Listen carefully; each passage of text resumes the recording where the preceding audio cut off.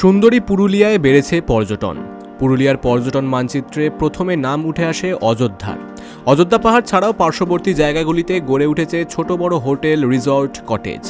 বেসরকারি hotel, resort, হোমস্টের পাশাপাশি বন দফতরের উদ্যোগেও পর্যটকদের জন্য কটেজ তৈরি করা হয়েছে, যেখানে পুরুলিয়া বন বিভাগের মাঠা বনাঞ্চল উল্লেখযোগ্য।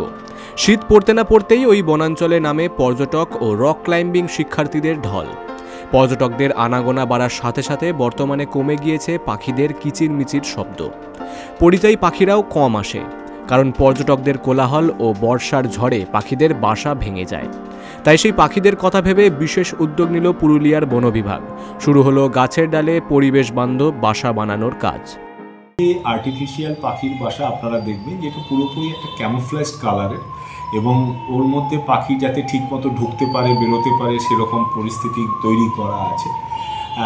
ওরা যদি এসে এখানে বাসা বাঁধেও, তাহলে যেটা হবে যে যারা এই এই রক ক্লাইম্বিং বা এই ধরনের অভিযানে আসেন, তারা কিছুটা দেখে শিখতেও পারবেন।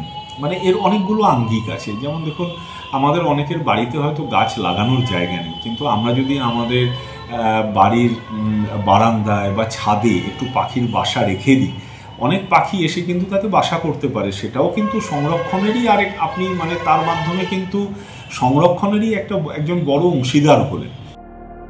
দেখে মনে হবে বন দপ্তরের বানানো ক্যামোফ্লেজ বাসাগুলি যেন ডাক দিচ্ছে সেই পরিযায়ী পাখিদের।